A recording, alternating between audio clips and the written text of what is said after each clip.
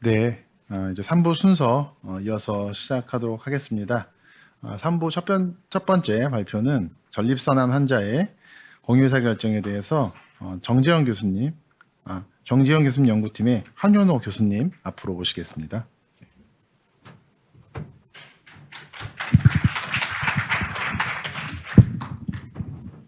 네, 안녕하십니까. 저는 연세대학교 비뇨의학 교실의 한현호라고 합니다. 전립선암 중요 고려사항 파악과 환자 친화적인 선택지 제공을 통한 의사 환자 협력 치료 결정 모델이라는 연구 과제의 세부 과제 책임자로서 오늘 연구 책임자를 대리하여 발표하게 되었습니다. 이 발표 기회를 주셔서 감사드리고 이런 과제를 기획하고 준비해 주신 여러 선생님들께 감사의 말씀 미리 드립니다.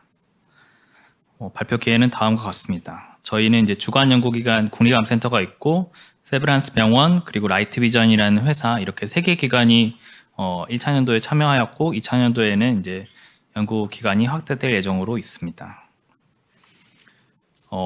앞서 이제 여러 발표들을 들을 기회가 있었고 그 과정에서 저도 많이 배웠는데요. 저는 다빈도 질환이면서 그 환자의 삶에 아주 큰 영향을 미칠 수 있는 매우 중증도 높은 질환에 대해서 말씀드리겠습니다. 전립선암은 굉장히 많은 선택지가 있다라는 문제가 있습니다. 로봇 수술이라고 들어보셨을 텐데 로봇 수술이 가장 흔히 하는 초이스이긴 하지만 이것만 있는 건 아니고요. 어떤 환자들한테는 그냥 지켜보는 게 권고되기도 하고 어떤 환자들에게는 방사선 치료도 종류가 되게 많은데 국립암센터에는 양성자 치료라는 고가의 의료 장비가 있고 저희 세브란스 병원에는 중위자 치료기기라는 치료 비용이 한 6,500만 원 정도 하는 치료기가 있습니다. 그리고 브라키라는 방사선 치료도 있고 뭐 남성 호르몬 치료라도 있습니다. 그래서 내가 전립선암을 진단받았을 때 아주 많이 진행된 상태가 아니라면 이 6가지 선택지 중에 고르게 되는 건데요.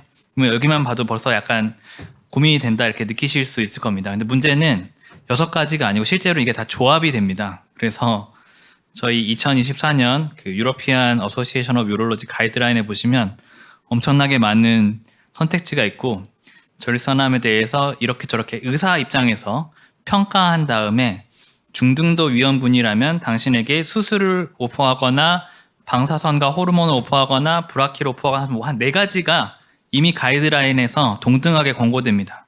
그럼 이 중에 뭘 선택을 해야 될까요? 병원에 돈을 제일 많이 벌어다 드는 걸 선택을 해야 될지 아니면 국민 의료비 차원에서 진료 비용이 가장 적은 걸 선택해야 될지 아니면 환자가 가장 빨리 사회로 복귀할 수 있게끔 하는 걸 선택해야 될지 당연히 의문이 들 수밖에 없는데요. 그래서 저희 치료들 가이드라인도 방금 보신 것처럼 굉장히 복잡하게 다양하게 제시를 하고 있고 문제는 이 어떤 치료 선택지를 하냐에 따라서 발기부전, 요실금, 혈뇨, 대변에서 피가 나오는 직장 출혈 온갖 종류의 끔찍하다면 끔찍할 수 있는 부작용들을 급성 혹은 만성으로 겪을 수도 있고 안 겪을 수도 있다는 문제가 있습니다. 그래서 종양학적 성적 그러니까 암으로부터 프리해질 수 있는 레이트가 빈번하다고 할 때 비슷하다고 할 때 어떤 합병증이 나한테 가장 걱정되느냐 내 지갑을 헐겁게 만드는 게 가장 나한테 걱정되는 문제냐 아니면 다른 문제냐를 환자 보호자가 충분히 이해할 필요가 있습니다. 문제는 저희 전립선암 환자분들이 나이가 너무 많으시다는 게 문제입니다.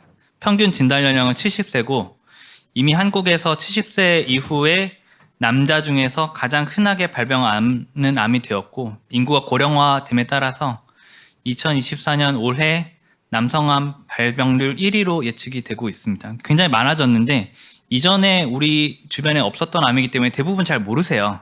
전립선이 어디 있는 거야 라고 지금 궁금해 하시는 분도 있을 수 있습니다. 저도 의과대학 다니기 전에는 그랬으니까요. 그래서 그러면 전립선암을 진단받으시고 나면 어떤 치료를 선택해야 되는지에 대한 갈등이 엄청나게 많이 생기는데 이때 자꾸 주변을 물어보십니다. 내 동문회, 내 단톡방에 어떤 의사가 명인지 이런 식으로 물어보시거든요. 근데 문제는 아까 말씀드린 것처럼 치료 방법마다 엄청 손익이 다르고 어떤 의사는 이걸 잘하고 어떤 의사는 저걸 잘하는데 이 의사를 찾아가면 결국 그 의사는 그 환자한테 자기가 제일 잘하는 걸 오퍼할 수밖에 없거든요. 그러니까 자신에게 적합할 정보를 찾는 게 문제다라는 현재 이제 문제의 당위성이 있습니다. 그래서 여기까지 이제 말씀드리고 계획을 말씀드렸더니 이제 뽑아주셔서 저희가 이제 연구를 수행을 하게 되었는데요. 그 쉐어드 디시전 메이킹이라는 걸로 하게 되었고, 저희는 전립선암이 한국에서 1위라고 말씀드렸는데 이미 서구권에서는 다 1위입니다. 뭐 미국, 영국, 그러니까 흑인과 백인이 주요 인구 계층인 집단에서는 다 1위암이었기 때문에 전립선암에 대해서는 굉장히 다양한 종류의 임상 연구가 이루어졌고, 이 Patient Centered Outcome Research Institute라는 미국의 피콜이라는 곳에서 그 제가 지금 1, 2차년도 결과라고 보고 드릴 것들을 다 비슷한 걸 다 하셨습니다. 그래서 좀 너무 참신함이 떨어진다고 느끼실 수도 있는데 일단 비슷했다라는 걸 제가 보여드리기 위해서 보여드립니다. 이 피코리에서 시저 스터디라고 했었던 연구는 2,550명 정도 환자를 모집해서 수술이 60% 정도 됐습니다. 수술 환자는 역시 성기능 저하가 심각했다. 그리고 능동 감시라면 소변을 볼 때 통증이나 이런 게 문제였다. 방사선 치료는 장 기능이 문제였다. 이런 식으로 이제 페이션트 리포티드 아웃컴을 했거든요. 이런 연구를 하는가 하면 또 다시 그 펀디드 리서치 중에는 JCO라고 저희 이제 종양을 보는 의사들 입장에서는 가장 주요 저널인데 이 저널에 2019년에 그러니까 벌써 5년 됐습니다. 2019년에 이런 페이퍼가 나왔습니다. 전립선암 환자 보호자들을 대상으로 웹 베이스의 전립선암 치료 정보 제공 도구. 제가 방금 말씀드린 내용을 설명드린 거예요. 당신이 전립선암인데 이런 선택지를 선택하실 수 있고 이러이러한 선택지에는 이러이러한 그 시퀀스가 따릅니다라는 거를 설명드리고 결정했을 때 다 만족도가 올라간다라는 어찌 보면 뻔할 수 있는 내용을 JCO에 퍼블리케이션을 했습니다. 근데 문제는 이것도 미국에서 일반화되지 못하고 있는데 그게 미국에서 실행되는 많은 임상시험들이 그렇듯이 되게 인컴이 높은 환자들 위주로만 들어갈 수밖에 없었습니다. 그래서 전인구 집단을 아까 말씀드린 오바마 케어 같은 전인구 집단을 대상으로 한 정책이 바로 입안이 안 되고 약간 표류하고 있는 그런 상황으로 알고 있습니다.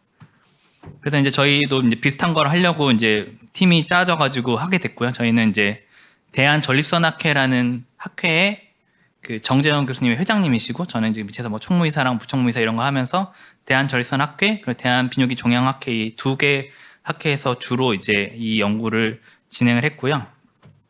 주관 연구기관에서 앞서 처음 보여드렸던 그런 리얼월드 데이터를 주로 했고 저희는 이제 한국하고 이제 저희가 자주 교류하는 몇 개 국가가 있습니다. 일본하고 대만하고 호주가 있는데요. 이분들하고 이제 같이 이제 환자, 보호자, 의사 대상 심층 인터뷰를 진행한 게 이제 공동 연구고, 그다음에 라이트 비전이라는 회사에서는 아까 보여드린 그 웹사이트를 개발하는 걸 했습니다.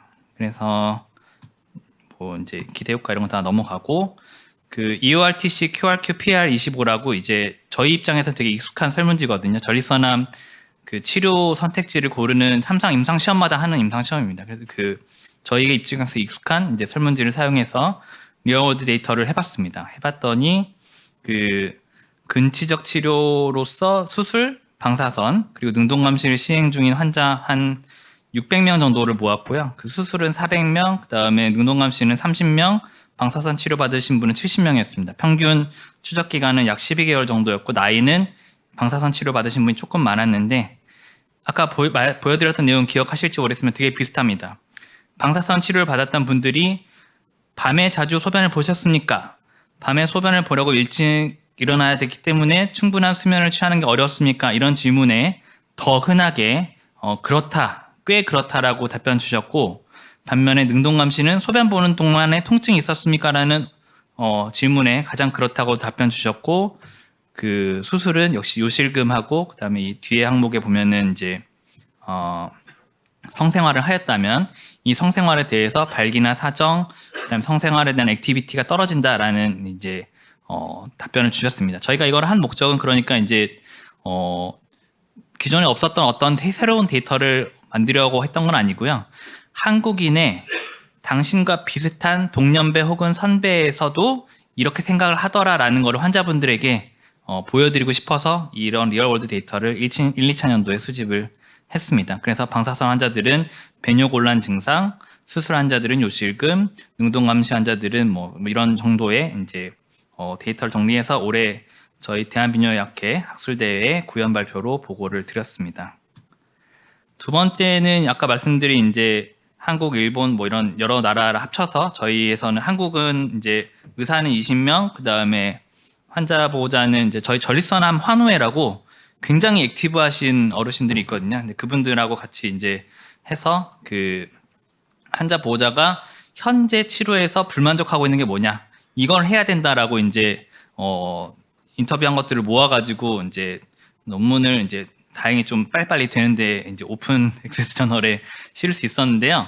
그 환자 보호자는 현행 전립선암 치료에서 가장 필요한 서비스로 PSA 검진을 넣어야 된다라고 답하셨습니다. 저희가 의도했던 답은 아니었습니다. 그리고 의사들은 치료 부작용, 방금 제가 말씀드렸던 치료 부작용에 대한 교육이 가장 필요하다라고 답변을 주셨고, 그 다음에 이것도 앞서 보였던 내용이랑 그 다른 과제에서 설명드렸던 내용이랑 비슷한데, 이미 어느 정도 만족하고 있는 부분들이 꽤 있습니다. 치료법 관련된 지식을 내가 어느 정도 알고 있다라고 어그리하는 부분, 그리고 뭐 어렵다라고에 대해서 나는 충분히 이해하고 있는데라고 말씀 주시는 분이 한 열에 6, 7분은 되시더라고요. 저희 나라나 뭐 일본이나 대만이나. 근데 이제 내가 받을 수 있는 다른 세료법이 있는지 모르겠다, 이런 질문에 이제 답변을 잘 못하시는 거죠. 이런 질문에 대해서는 한 60% 정도가 잘 모르겠어요 라고 하고, 몇 개인지 잘 모르겠어요 라고 하는 분도 한 열에 2분 정도는 계셨습니다. 그래서 이런 그 의사 대상, 그 다음에 환자 대상의 심층 인터뷰를 진행했다라는 게 저희 두 번째 공동 연구였고요. 근데 세 번째로는 그 환자 정보 대응형 정보 웹사이트라는 걸 만들었는데, 저희도 이제 영상을 많이 제작을 하려다가 이미 유튜브에 보면은 그 비뇨의학과, 뭐 방사선종양학과 온갖 과에서 대강 굉장히 많은 전립선암에 대한 정보를 제공하고 계십니다. 그래서 그것보다 저 고퀄의 정보를 저희가 말건드리기는 어려운데, 대신에 환자 정보에 대응해서 당신은 이런 사람이기 때문에 이게 적합하다라는 식의 자료를 제공해 드리고자 했습니다. 그래서 이제 라이트 비전이라는 회사에서 만든 웹사이트고요.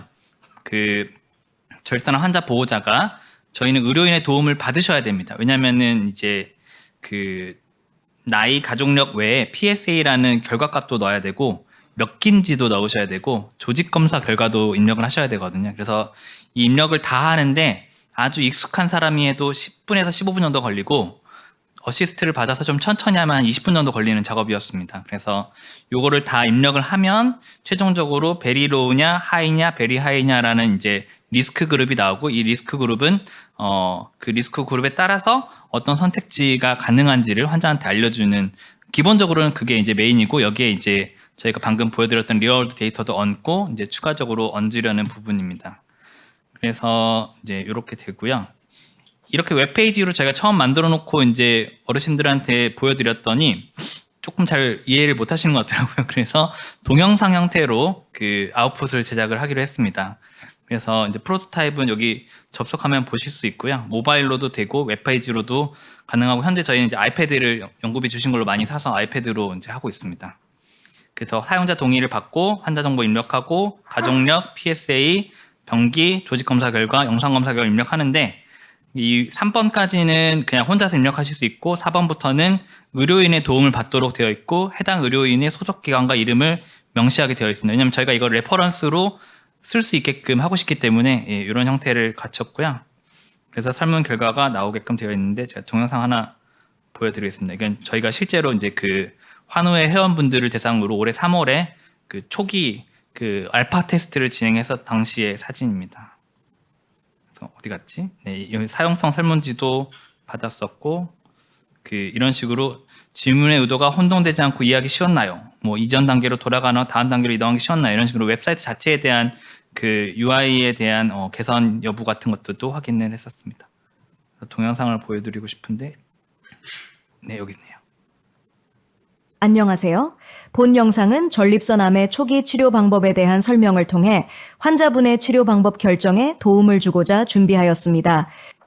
네, 이런 식으로 했고, 미국- 그다음에 이제 방금 제가 말씀드린 내용들은 꼭 뭐 저희가 임의로 만든 건 아니고 이미 이런 정도의 에비던스는 아까 말씀드린 것처럼 많이 쌓여 있어서 기존에 침에 있는 기반한 에비던스를 환자분의 참고했습니다. 전립선암의 위험도는 매우 낮은 수준으로 파악됩니다. 네, 이게 되는 거죠. 그러니까 전립선암 정보를 그냥 내가 인터넷에서 검색하면 이 모든 군에 해당하는 모든 정보가 다 들어가기 때문에 전립선암은 착한 암입니다 이렇게 말씀하시는 분도 있고 전립선암으로 돌아가신 분도 있고 있어서 환자가 베리로 리스크일 때 어떤 선택지를 고를 수 있는지에 대해서 동영상으로 보실 수 있게끔 만들었습니다. 기대 수명에 따른 치료 방법은 크게 3개로 나뉘어집니다. 10년 미만일 경우 관찰, 10에서 20년 사이일 경우 능동 감시, 20년 이상일 경우 방사선 치료와 절제술이 가능합니다. 안녕하세요. 제가 이 화면을 보면서 이제 전립선암을 능동 진료하지 않으시는 선생님이나 전립선암이 가족분이실 수도 있는 분께 약간 토막 상식을 드리면, 그래서 저희가 능동 감시를 왜 하게 됐냐면 미국을 포함한 이제 세계 여러 나라에서 전립선암 환자에게 뭐 그런 수천만 원짜리 치료를 하는 것과 하지 않는 것 간의 이제 아웃컴을 조사를 했는데요. 특정한 환자군에서는 그 기대 수명이 10년, 20년 이하면 당장 치료하는 것과 5년 뒤, 10년 뒤에 미뤘다가 질병이 진행하는 걸 확인하고 치료하는 것 간에 총 생존 기간의 차이가 없다는 게 이미 확인이 돼서 22년도에 보고가 됐습니다. 그래서 이제 저희는 에비던스는 이렇게 나왔는데 이 에비던스를 실제 프랙티스에 적용할 때 환자가 알고 하는 거하고 왜 난 수술 받으러 왔는데 수술을 안 시켜주나 이런 식으로 말하시기 전에 저희와 약간 비슷하진 않아도 적어도 어느 정도 선택지가 있다는 걸 알게끔 해드리고 싶어서 이런 영상을 제작을 절제술이 했습니다. 가능합니다. 네, 그래서 능동 감시에 대한 내용, 장단점, 해외조사 방사선 치료는 그다음에 전립선 외부에서 방사선을 조사하는 네, 비침습적 이런 식으로 해서 조금 더 물론 이제 PDF 파일로도 보실 수 있는데 절제술은 이 암 조직을 뿌리 대중들이 쉽게 접할 수 있는 게 아무래도 동영상인 것 같아서 저희도 동영상으로 많이 만들게 되었습니다. 그래서 요거를 좀 보여드리고 싶었고요. 그래서 Hello. 영어로도 만들었는데 저희가 아까 말씀드린 것처럼 이 다국가로 지금 계획을 하고 있기 때문에 영어로도 이제 현재 만들고 있습니다. 그래서 알파 테스트는 3월에 했었고 그 다음에 올해 바로 한 2주 전에 베타 테스트를 해서 이런 동영상이라든지 이런 UI 강도의 개선을 했었고, 또 한 가지 어르신들이 제일 어려워하셨던 내용 중에 하나가 뭐 지금 본 연구 결과는 좀 중요한 내용은 아닐 수도 있습니다만 회원 가입을 제일 어려워하십니다. 아이디 비번 만들기.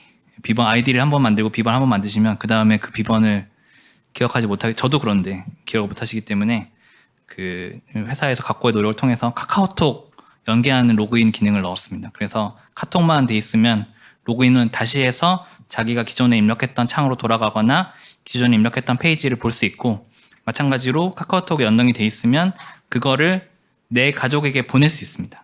내 결과를 내 가족에게 보내면 뭐 패스워드가 네 자리 패스워드를 입력하면 볼 수 있는 거죠. 이렇게 해서 이제 외래에 같이 못 오신 가족분들도 어느 정도는 이해하시고 의사결정하실 수 있도록 돕는 형태로 기획을 했습니다. 그래서 이분들이 한 67세 정도 되시는 분들이 주로 3기의 환자들에서 이런 연구 참여를 해주셨고요. 그래서 최종적으로는 이런 리얼월드 데이터를 계속 수집하면서 만족도 데이터를 하고 결국은 2단계에 갔을 때 전향적 다기간 임상시험을 앞서 보여드렸던 해외 사례를 참고해서 전국 10여 개 정도 기관 대상으로 효용 시간을 확인하는 임상시험을 진행하려고 합니다. 그 다음에 아래 내용은 이제 저희가 그냥 검토만 하고 있는 부분인데요.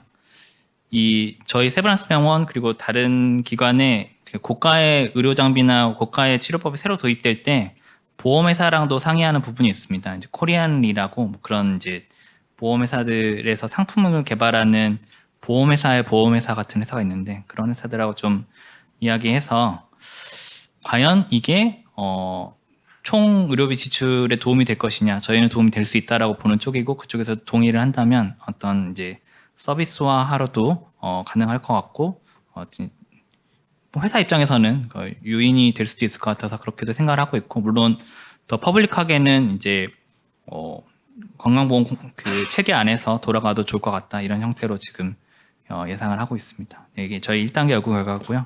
2단계에는 더 고도화해서 개발하도록 하겠습니다. 이상입니다. 자, 내려가.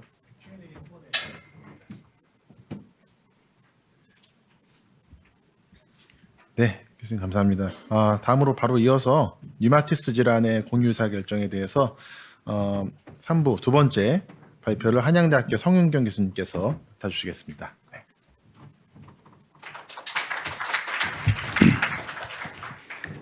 네, 한양대학교 류마티스 병원의 성윤경입니다. 저도 여기 오래 계속 있으니까 아침에는 목소리가 괜찮았는데 지금 좀 건조해서 그런지 목소리가 좀 쉬네요. 예. 원래 그 단계 발표 파일도 준비하고 있었는데 그 파일보다 훨씬 디테일합니다. 왜냐하면 단계 발표는 미래 2단계 얘기를 많이 해야 되기 때문에 그래서 조금 그 디테일하게 준비를 했고 원래 그 교수들은 절대로 해서는 안 되는 게 슬라이드 많이 준비하고 스킵하는 거거든요. 네. 오늘은 좀 양해를 해주시면 좋을 것 같습니다.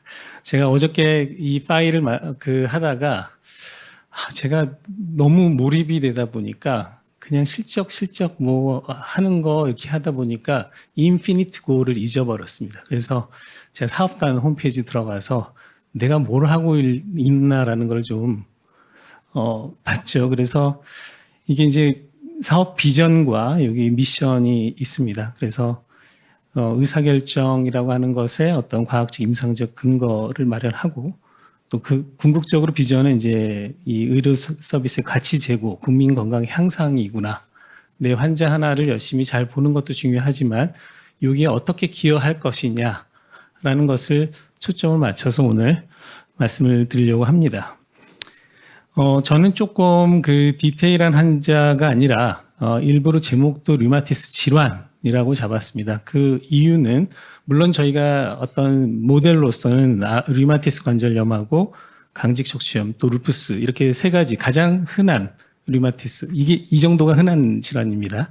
근데 이번에 저희가 이제 이 연구 과정에서 보니까 강직 척추염이 3.5만 명이 아니더라고요. 6만 명이더라고요. 그 심평원 데이터로 보니까. 그리고 50%가 생물학적 재질을 쓰고 있는 거 확인했습니다. 그래서 저는 사실은 좀 대상이 되는 환자가 훨씬 더 많을 거다라는 거 말씀드리고요. 만성질환입니다. 또 웩스 앤 웨인하고 아주 심각한 단계에서 뭔가 디시전을 내려야 되는데 여기 보시면 노란색으로 되는 단계부터 제가 일부러 안 보여드렸습니다. 보면 머리가 아프실까 봐. 옵션이 생물학적 제재, 소분자 억제제 이런 것들이 나오면서 옵션이 엄청 많아지면서 환자가 임파워먼트를 다 잃어버렸습니다. 한두 개 있을 때는 뭘 써야 된다는 거 알았는데 2단계로 넘어가면서 환자가 더 이상 알려고도 안 하고 배우려고도 안 하고 의사도 설명하려고 안 합니다. 그래서 의사가 결정해주고 환자는 일방적으로 그냥 하는 그런 패턴으로 바뀌어버린 거죠. 그렇지만 반면에 가이드라인에서는 지금 모두 가이드라인이 이렇게 그 똑같은 레벨로 A를 할래, B를 할래 이렇게 옵션을 제공하고 있습니다. 어떤 단계에 가면은 너 둘 중에 하나를 선택해야 돼. 그리고 그거는 SDM으로 해라고 가이드라인에는 있는데 물어보면은 가이드라인 SDM으로 어떻게 하는지는 아무도 가르쳐주고 있지 않습니다. 이 가이드라인조차에서도 거기가 저희 이제 포커스가 됐던 부분이고요. 그래서 질환별로 어떤 포인트가 우리가 SDM이 들어가야 되는 포인트인가라는 것을 먼저 정했습니다.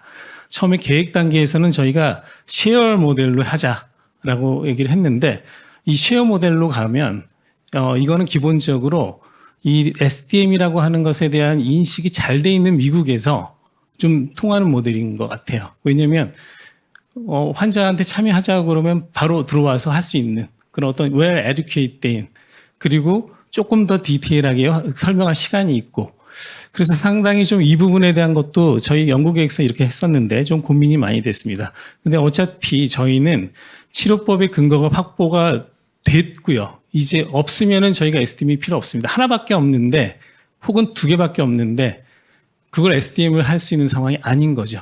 굉장한 옵션이 많이 됐고 그게 아주 이퀄하게 중요하다라고 하는 시점 그 시점이 이제 온 겁니다. 그 다음에 환자가 좀 배우고 싶다라는 생각이 들었을 때, 그 다음에 웩스 앤 웨인 하면서 SDM 필요 상황이 증가되고, 또 하나가 제가 RA도 보고 ASL도 보고 AS도 보죠. 그래서 한 명의 의사가 여러 가지 모델을 적용할 수가 없습니다. 뭐 어떤 특정한 질환은 이 모델 쓰고 저 모델 쓸 수가 없기 때문에 한 명의 의사가 동일한 모델을 쓸 수 있도록 그런 어떤 공통된 모델의 개발이 필요하지 않을까라고 하는 그것이 저의 중요한 포인트였습니다. 두 번째는 여기에서 키워드가 이겁니다. 환자를 어떻게 참여를 유도할 거고 선호를 어떻게 반영을 할 거고 특히 선호입니다. 환자의 선호를 어떻게 해? 내가 인포메이션 주는 건 좋은데 환자의 선호를 어떻게 반영할 것이냐. 그 다음에 아까 누차 나왔지만 저희의 교육 수가가 없는 현재 상황에서 현장 적용이 가능해야 됩니다. 그 다음에 의료진에 대해서도 충분한 교육이 이루어져야 된다라고 하는 것으로 포커싱을 잡았습니다. 그래서 저는 진료 전이라고 표현을 했습니다만 이 진료 전과 진료 시점이 그 같은 날일 경우도 있습니다. 그리고 저 같은 경우에는 전날일 수도 전 비짓일 수도 있습니다. 저희는 다행히 이런 약을 선택하기 전에 LTBI 스크리닝 테스트를 합니다. 그리고 한 달 뒤에 약을 시작을 하게 되는데요. 그렇기 때문에 진료 시점에 어떤 유인물 기반 의사결정 지원 도구를 주게 되면 그 다음에 이 결정 시점에 2차 방문 때 디시전을 내릴 수가 있는 그런 그 순서가 되어 있고 저희는 거기에다가 디지털 디시전 에이드 챗봇에 의한 것을 하나 좀 끼워 놓자라고 하는 것이 그 의미가 되겠습니다. 그래서 저희가 아까 말씀해 주신 3톡 모델의 2017년 버전에는 이제 이게 초이스톡이 아니라 팀톡으로 되어 있는데요. 팀톡, 그 다음에 옵션톡, 그 다음에 이제 디시전 톡이 되겠습니다. 그 팀톡이라고 하는 것은 아까 하고 옵션톡은 같은 날 이루어질 수가 있을 거고요. 옵션톡에 저희가 그 페이퍼 베이스의 디시전 에이드를 제공을 하고 그 다음에 숙고할 시간을 줘야 된다는 겁니다. 그 다음에 디시전 턱인데 저희는 그 안에 이제 초이스 턱을 하나 더 넣어서 이것을 저희가 확보하는 그것이 목표입니다. 그래서 저희가 1단계에서는 이 5가지를 하는 것을 목표로 했었고요. 이렇게 각자 역할 분담을 했습니다.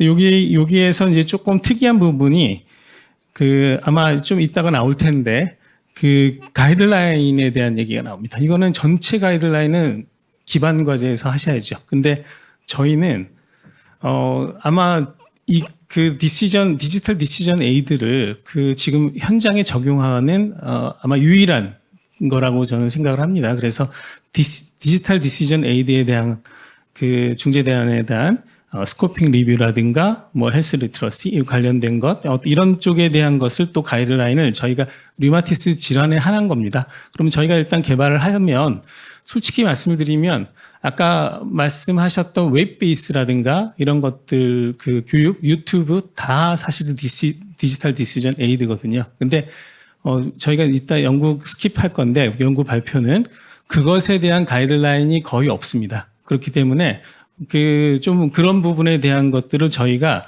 앞으로 단계를 넘어가면서 어떻게 그것을 발전시켜 나갈 것이냐라고 하는 것 때문에 저희가 1단계에서 이것을 패러럴하게 했습니다. 또 하나 충격을 받았던 부분이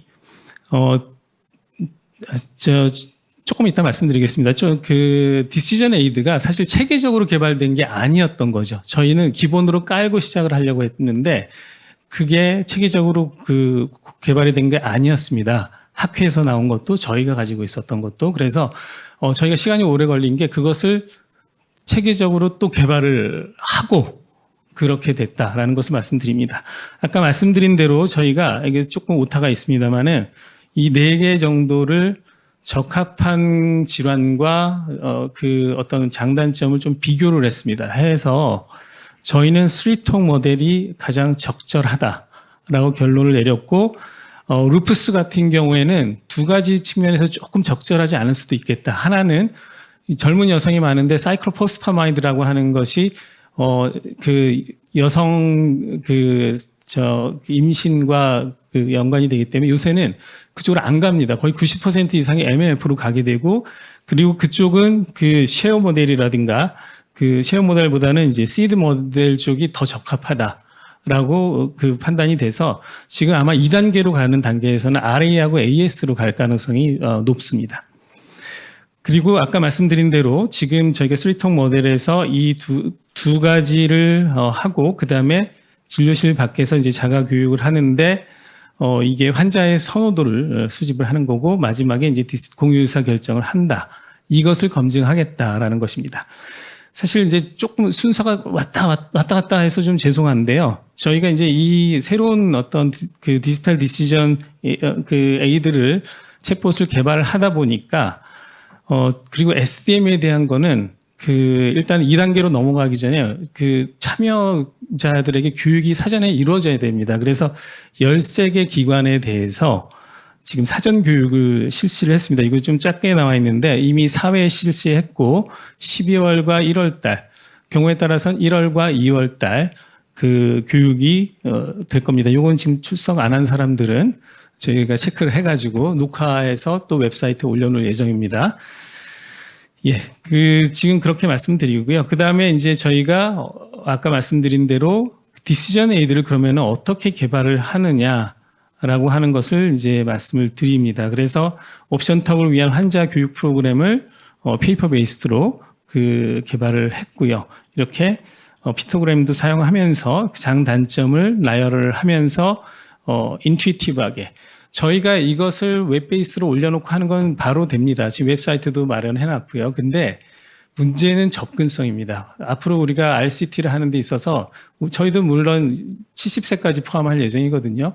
아까 아이디, 패스워드 이 얘기를 하셨는데 이게 핸드폰까지는 되는데요. PC에 접근하기가 굉장히 어렵습니다. 그래서 핸드폰은 다 가지고 있는 걸 확인했습니다. 그래서 어떤 그런 포인트 때문에 이 부분을 웹사이트에도 올려놓고 봐라라고 하는 것은 조금 어려울 수 있겠다. 그래서 페이퍼 베이스드로 갈 예정이고요. 그것은 저희가 이제 입다스의 2013년 기준에 따라서 지금 체크리스트로 하나씩 개발을 했다라고 하는 걸 말씀을 드리고요. 그 다음에 저희가 챗봇 개발한 거 1차 사용성, 2차 사용성, 이제 3차 사용성으로 들어갑니다. 여기까지 업데이트까지 다 됐고요. 3차 사용성은 완전히 지금 클리니컬 트라이얼 시츄에이션에 맞게 아까 페이퍼 베이스드 디시전 에이드 주면서 이제 집에 가서 하는 그 시츄에이션으로 해서 지금 3차 사용성까지 다음 주면 들어갈 예정입니다. 이건 1차 결과만 좀 해온 거고요. 1차가 좀 낫습니다. 2차, 3차 이렇게 좀 좋아질 걸로 생각을 하고 있습니다. 구체적인 내용에 대해서는 조금 뒤에 나옵니다. 아까 말씀드린 대로 이거는 삼성의과학원의 윤정희 교수님하고 이런 내용들, CPG에 대한 내용들 이런 것들을 다 리뷰를 했고요. 또 우리 교수들 상대로 하는 델파이, 델파이도 수행을 했습니다. 그래서 내일 리비전을 제출할 예정이고요. 마이너 리비전이기 때문에 억셉트 될 걸로 생각이 됩니다. 자, 그 다음에 환자는 사실 질적 연구를 좀 했습니다. 질적 연구를 해서 지금 보시면은 이런 부분에 대한 ICT에 대한 어려움과 또 SDM에 대한 환자 인식에 대한 이런 것들을 조사를 해놓은 상태입니다. 이것은 나중에 보고서를 통해서 발표를 할 예정입니다. 아까 챗봇이 굉장히 궁금해 하실 텐데요. 챗봇은 이런 형태입니다. 지금 여러 가지 정보를 입력을 하게 되고요. 환자가 물어보게 되고 환자가 예, 아니요, 혹은 이렇게 체크하는 형태로 답을 하게 되고 결국은 이제 질문을 그렇게 하는데 여기서 챗봇을 주의할 거는 에듀케이션 기능이 없습니다. 지나치게 에듀케이션 기능은 없습니다. 무슨 얘기냐면 선호를 흡수하는 역할만 합니다. 왜냐하면 에듀케이션이 여기서 돼버리면 여기가 너무 물어보는 사람에 따라서 에듀케이션 정도가 달라지고요. 표준화가 어렵습니다. 그래서 아까 페이퍼 베이스드로 에듀케이션이 충분히 이루어지고 여기서는 근데 너의 생각은 어떠니? 라고 이제 묻게 되는 거죠. 물론 존댓말로 그렇게 하게 됩니다. 그래서 결과적으로 보면은 저희가 크게 자가주사, 정맥주사, 경구, 소분자 억제제로 나눠지는데 이것에 대한 선호를 표시를 하게 되고 이거는 누가 보는 화면이냐? 담당 의사가 보는 화면입니다. 그리고 나서 여기 보시면은 이제 환자의 리스크 가지고 또 결핵이 있다든가 하면은 또 대상포진이 있다 그러면 소분자의 리스크거든요. 그런 인포메이션도 의사한테 제공을 합니다. 그러면 의사는 이걸 보고 왜냐하면 프레퍼런스를 줬다고 해서 그대로 디시전하는 게 SDM이 아니거든요. 그 프레퍼런스를 받고 나서 디스커션이 또 한 번 이루어져야 됩니다. 그래서 그게 진정한 SDM이기 때문에 그 과정이 디시전 타워에서 이루어진다라는 것이죠. 근데 아까도 여러 차례 말씀하셨지만 환자들은 제 앞에서는 얘기를 안 합니다. 자기의 선호를. 난 진짜 죽어도 주사를 못 맞겠어요를 얘기를 안 해요.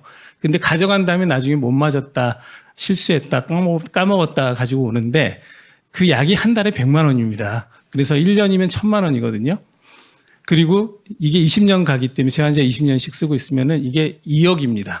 그래서 어떤 그런 디시전 자체가 시행착오가 되면 될수록 그 금전적 손해가 많기 때문에 이런 신중한 과정을 통해서 하는 게 좋다. 그 네이밍은 멜로디라고 지었습니다. 멜로디. 멜로디 지금 앱스토어에 가면은 멜로디 다운 받을 수가 있습니다. 애플과 다 있고요. 근데 아마 저희가 승인해 주지 않으면 사용은 불가능합니다. 예. 그래서 이제 멜로디라고 이름을 지었고 그런 용도로 쓸 예정이고 사용 안내문 다 만들어져 있는 상태고요. 그래서 저희가 이제 완결된 거는 어떤 모델로 갈 것이냐. 대상 질환은 이렇게 하자. 그다음에 지원 도구 저희가 부족하다고 여겼던 지원 도구, 챗봇에 대한 것 다 됐고요. 그다음에 연구자 교육 프로그램 마련했고 요 두 가지가 지금 준비가 이제 마무리야. 한 달, 두 달 사이에 이제 마무리가 될 예정입니다. 2단계 계획을 간단히 설명을 해야 지금 우리가 뭔 짓을 했는지를 조금 이해하기가 좋으실 것 같습니다. 아까 이거부터 얘기를 원래 드렸어야 되는데요. 저희는 1단계는 철저하게 2단계를 준비해야 하는 겁니다. 왜냐하면 뭔가 이제 연구자들끼리의 그 어떤 네트워크가 잘 돼 있고 그런 게 아니라 저희가 또 13개 기관 아니겠습니까? 또 300명 이상의 환자를 인로를 할 예정인데 몇 가지 저희가 1단계에서 할 수가 없는 이유가 있습니다. 왜냐하면 일단 돈 문제가 해결이 돼야 됩니다. 이분들하고 RCT를 하려면. 그 다음에 두 번째는 SDM이 뭔지를 가르쳐 드려야 됩니다. 그 다음에 내가 개발한 거에 대한 신뢰가 있어야 됩니다. 그렇지 않고서 환자하고 뭔가 얘기를 꺼내기가 어렵죠. 그래서 그렇기 때문에 지금 이 1단계는 철저하게 그런 준비하는 과정이었고요. 저희가 보고 싶은 거는 두 가지입니다. 하나는 알고 봤더니 저희가 가지고 있었던 디시전 에이드는 엉망이었더라. 엉망까지는 아닙니다. 사실 저희도 썼으니까 좀 미완성이었더라. 그 RPDS에 근거해서 만든 건 아니었더라. 그래서 그것을 보는 것이 그것의 효과를 만족도를 보는 게 첫째입니다. 사실 그거는 어떤 두 그룹을 나눌 필요가 없는 거죠. 전체입니다. 그 다음에 두 번째는 거기에 프레퍼런스를 디지털 디시전 에이드를 가지고 했을 때 환자의 결정은 어떤가라는 것이 되겠습니다. 자, 그래서 저희가 완전히 13개 기관을 랜더미제이션 하려고 봤더니 기관의 성격이 다릅니다. 저희 같이 의료진이 엄청나게 많은 곳이 있고요. 어떤 데 한 명 있는 곳도 있고 심지어 연구 간호사가 없는 곳도 있습니다. 달라가지고요. 저희가 완전히 랜더미제이션, 환자 베이스로 랜더미제이션을 해서는 큰일 나겠다. 그래서 6개 또 저희 기관은 연구자별로 해서 또 이게 교육이기 때문에 양쪽에 다 속하면 안 됩니다. 의사가. 교육이기 때문에 그렇습니다. 나는 이게 더 좋다고 생각하면은, 아무래도 이쪽에 더 좋게 할 가능성이 있지 않습니까? 그래서 이게 클러스터 랜더미제이션으로 진행을 할 예정이고, 그 안에서 기관별로 이렇게 좀 동급의 환자별로 6개 기관, 그렇게 해서 클러스터 랜더미제이션을 할 것이다. 그래서 1차 성과지표는 저희는 아까 Q9으로 준비를 하고, 사실 저희가 이제 확보한 거, 저자까지 다 확보한 것은 컴플렉스 스케일, 디시전 컴플렉스 스케일도 저희가 또 할 예정입니다만, 가능하다면은 매핑도 지금 밸리데이션 하고 계셔서 그걸 쓸 수 있다면 저희가 또 넣어서 저희가 샘플 사이즈 다시 계산해서 그렇게 해볼 계획입니다. 그래서 저희가 이제 2차년도에서도 지속적으로 조금 업그레이드를 하면서 저희 류마톨로지를 전공하는 모든 환자, 모든 의사들이 할 수 있는 SDM의 모델을 보여주는 그런 기회로 삼고자 합니다. 경청해 주셔서 감사합니다.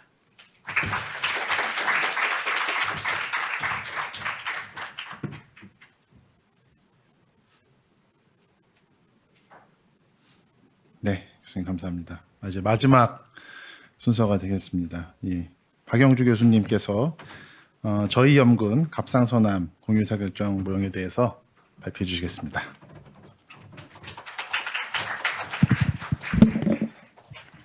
네, 안녕하십니까. 서울대병원 박영주입니다. 저희는 이제 지금까지 발표하신 것과 조금 다른 면이 있다고 이제 보면서 느꼈습니다. 저희 SDM 공유 모형에는 지금까지는 환자를 중심으로 했는데 저희 SDM을 위해서는 환자뿐만 아니라 의사를 위한 도구도 굉장히 필요한 상황이어서 이제 앞마다 굉장히 다른 상황이구나라는 생각을 했고 이제 오늘 이제 말씀드릴 건 저희는 이제 주로 했던 것 위주로 말씀을 드리겠습니다.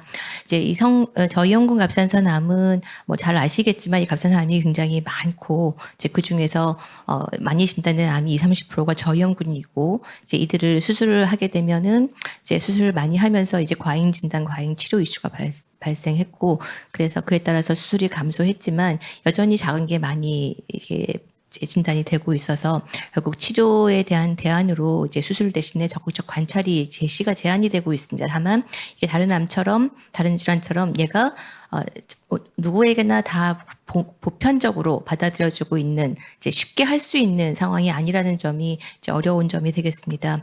이 수술을 하는 것은 실제로 모든 암의 1차 치료는 이제 수술적 제거가 가장 좋은 거고 가장 치료 예후가 좋습니다. 이제 다만 문제점은 합병증 때문에 할매질이 저하가 되고 진행이 굉장히 적기 때문에 이제 불필요한 수술이 많다라는 점이고 이런 높은 요병률과 수술 때문에 굉장히 부담이 많이 된다라는 점이 있습니다.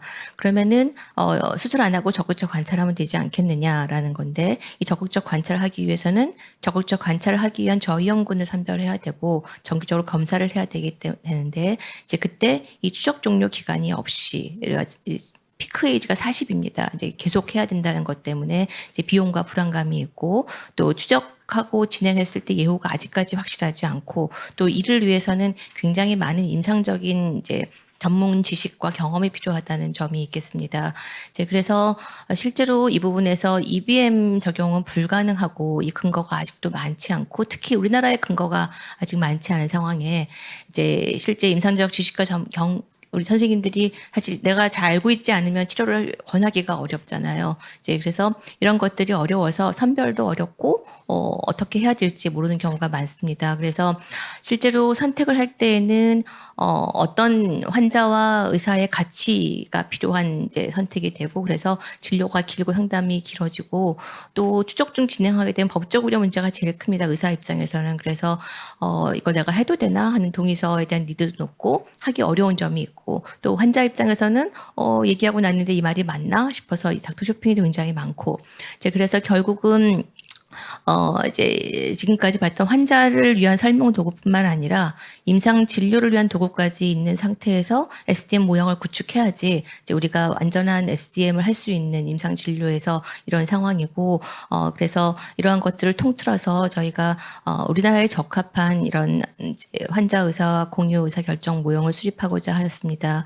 그래서 이제 다른 것과 다르게 우리나라의 에비던스를 이제 수집을 해서 이제 보여주는 것이 굉장히 중요한 부분이어서 이제 이게 액티브 서베일런스 관련돼서는 사실 전 세계적으로 이제 시작된 게 2014년입니다. 이제 굉장히 작은 10년이고 그럼에도 불구하고 이러한 이제 여러 가지 사회 의료적 버든 때문에 많은 권고안에서 액티브 서베일런스를 권고하고 있습니다. 그 중에서 이제 프로스펙티브 스터디 코호트들이 이렇게 있고 다행히 우리 기관에서 이제 다기관으로 2016년부터 코호트한 것이 있어서 저희가 만든 에비던스에 많이 도움이 될 수 있었고 이를 근거로 이제 최신 문헌들을 고찰하고 근거를 수집해서 저희가 세미나 학회 그다음에 이런 이제 리뷰한 것들을 이제 권고 지침에 대한 것 그다음에 치료 방침에 대한 것들을 논문을 게재를 했습니다. 이제 이러한 이제 과정을 통해서 근거를 얻고 또 하나는 이제 저희가 기존에 있던 이 마이스로 코호트에서 지금 추적 관찰에 대한 우리나라 근거를 획득했고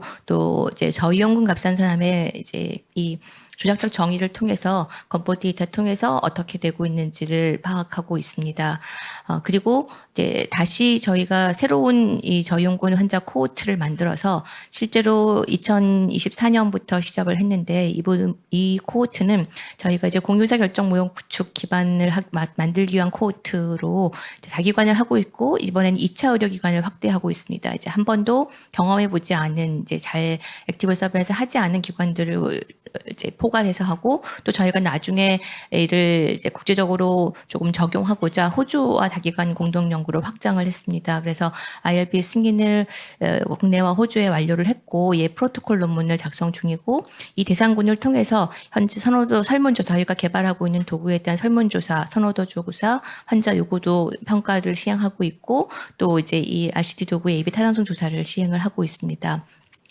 그래서 먼저 이 환자 대상으로는 저희가 기존에 이제 다른 나라에서 이제 구해진 환자 대상 논문들을 고찰을 했고 저희 인터뷰할 이제 CRC나 의사들 교육을 진행을 했습니다. 이제 그리고 환자들의 이제 그 군에 따라서 수술을 택한 군, 적극적 관찰한 군, 다시 수술을 넘어간 군 뭐 이런 군들을 이제 포커스 그룹 인터뷰를 이제 진행을 했고 이제 거기서 의사 결정을 했던 이유, 도움이 됐던 정보 뭐 이런 것들에 대한 인터뷰를 진행을 했습니다. 이제 그리고 또 다른 이제 그 코호트에서 지속적으로 왜 선택을 했는지 어떤 게 필요한지를 부분 저희의 자료를 만들어가면서 계속 분석을 진행을 하였습니다.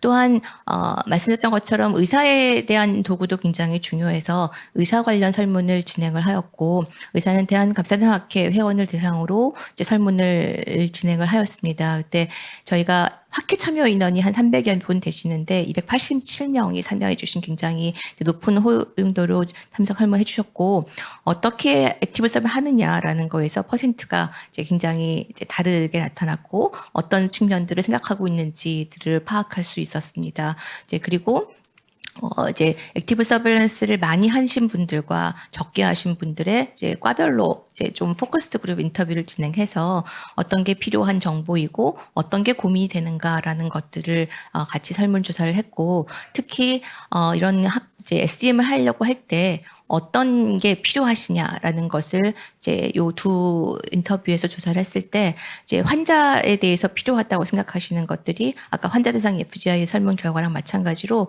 그러니까 뭔가 이제 앵자이티 서포트를 할 수 있는 것이나 아니면 인포메이션, 에듀케이션 머티리얼 편하게 정할 수 있는 것 뭐 이런 것들이 있었고 또 의사에게는 뭔가 아직도 가이드라인과 프로토콜이 필요하다. 이제 환자를 셀렉션하는 크라이테리아가 필요하다.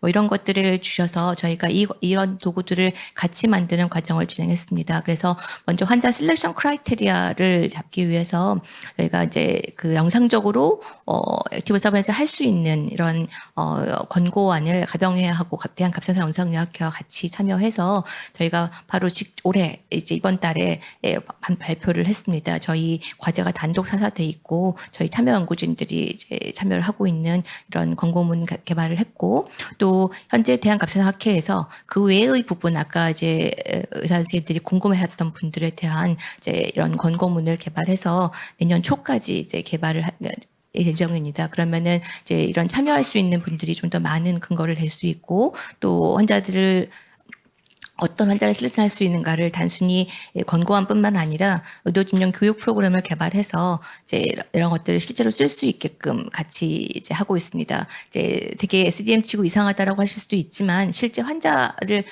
임상에 적용하기 위해서는 이게 굉장히 저희한테는 중요한 부분이 되겠습니다. 이제 환자를 위해서는 이제 마찬가지로 이제 의사를 위한 도구와 반대로 환자를 위한 도구를 개발하고 있는 것은 일단 종이 형태의 팜플렛 형태를 조금 지금까지 리뷰했던 거를 업데이트해서 이제 이런 그래프를 써서 제시를 하고 있고 이런 도구들을 이제 아이피다스 체크리스트를 활용해서 구성을 하고 있습니다. 그리고 조금 더 이해하기 쉽게 받아들일 수 있도록 이제 동영상을 이제 3편 제작을 했고 또 카드 뉴스를 제작을 해서 대한갑상선학회와 함께 이제 이것을 전체 공유하고 이제 그다음에 이제 피어 리뷰를 하고 쉐어를 할 예정입니다. 그래서 이상으로 이제 개발된 도구들을 가지고 이제 어떤 모형으로 저희가 이 연구를 할 것인가에 대한 고민이 많았습니다. 그래서 저희가 이제 신장내과에서 굉장히 먼저 진행돼서 현재 쓰고 있는 게 있어서 그 앞선 연구자 교수님의 초청 세미나를 했고 최근에 저희가 심포지움을 한번 개발해서 이제 많이 배우는 시간이 있었습니다. 또 이제 전체에서 만들어 주신 심포지움에서 배움이 있었고 또 한국형 공유의사 결정 모델에 지금 매핑 SDM 한국어판 검증을 하는 것을 같이 진행했습니다. 이제 그래서 현재 이제 이런 저희가 이제 공유의사 결정 모델을 지금까지 만든 걸로 지금 구성을 하고 있고 이번에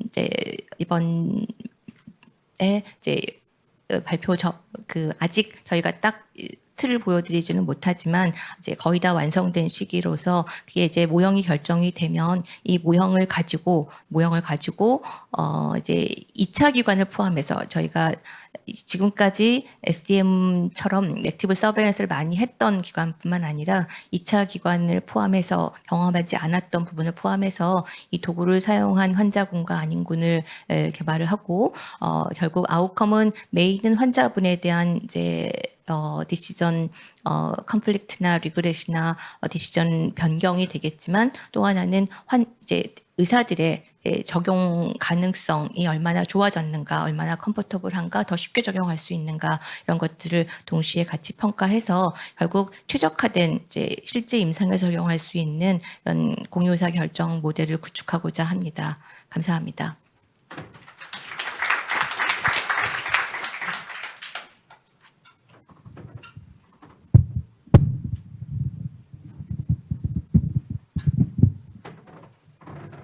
네, 교수님 발표 감사합니다. 시간을 딱 정확히 맞춰주신 것 같습니다.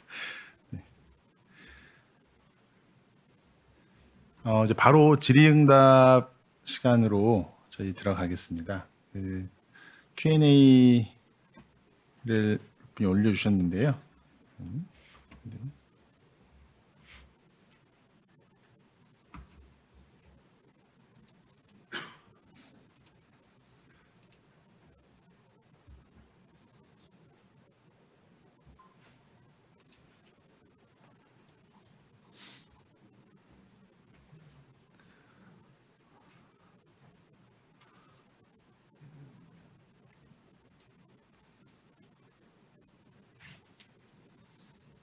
네.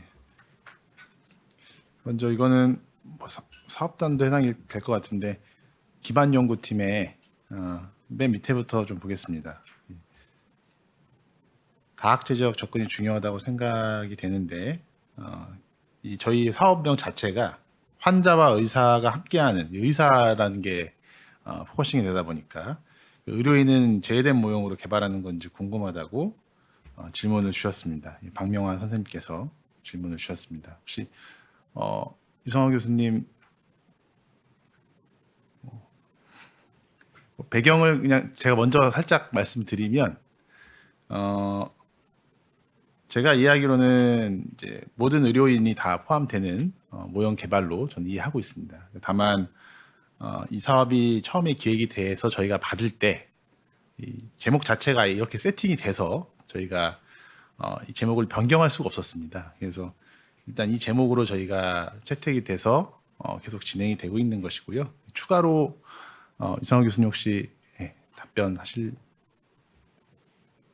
마이크를 뒤에 네, 당연히 의사만을 중심으로 하는 것은 아니고요. 당연히 공유의사결정에 참여하는 전문가는 의사를 비롯한 다른 의료적 전문가가 있고 특히나 이제 간호사의 참여 아까 우리 이중석 교수 발표 들어보면 치과의사뿐만 아니라 치위생사의 참여를 아예 기획을 하고 계신데 그런 것과 같은 그런 내용은 뭐 너무 당연하다는 저는 생각이 들어서 뭐 오해가 아닐까 명칭 때문에 오해를 하고 계신다 그렇게 말씀드리고 싶습니다. 네. 그리고 서은현 교수님 연구팀에 질의가 2개가 있는데요. 서은현 교수님께서 광주에 계셔서 좀 아까 출발을 하셨습니다. 그래서 답변을 달아주고 가셨어요. 현재 이렇게 같이 답변을 달아주고 가셔서 일단 이 답변을 같이 좀 참조해 주시고 추가적으로 혹시나 질의가 있으시면 제가 이메일 주소를 같이 좀 여기에 달으려고 합니다. 그 이메일 주소로 별도로 추가 질문을 해주시면 답변을 다 해주신다고 하셨거든요. 그래서 추가적으로 질문해 주시면 되겠습니다.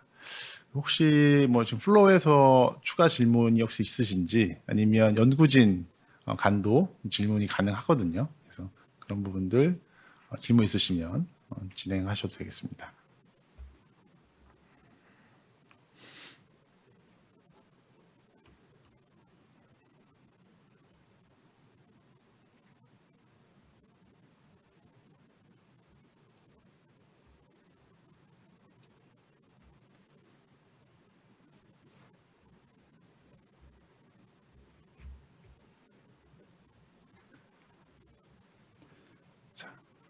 혹시 플로우에서 지금 질문이 별도로 없으시면 제가 이메일이나 서면으로 질의를 하시는 걸로 그렇게 마무리해도 되겠습니까? 혹시? 네.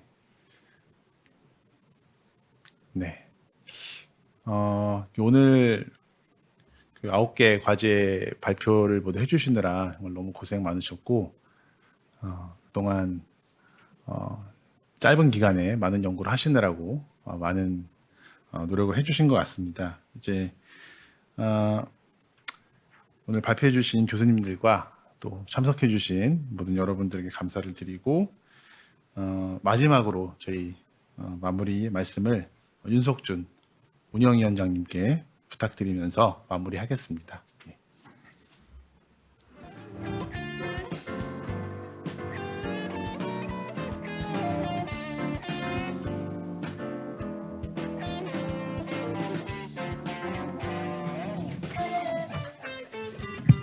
예, 운영위원장 맡고 있는 그루대 윤석준입니다.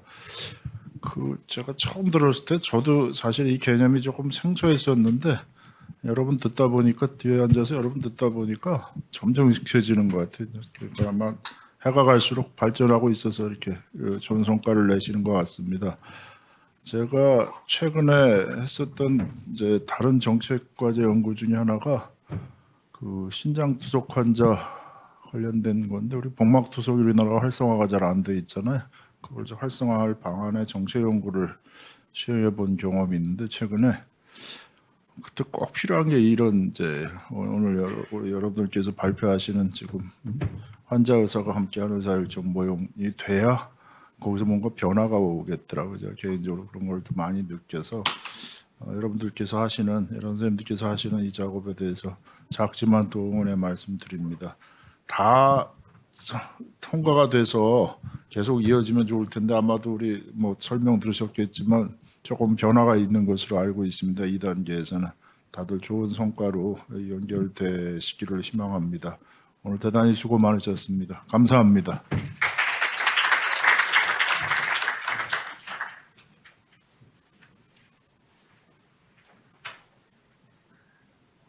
밖에 눈이 많이 왔는데 안전하게 귀가하시기 바라겠습니다. 예, 오늘 감사합니다.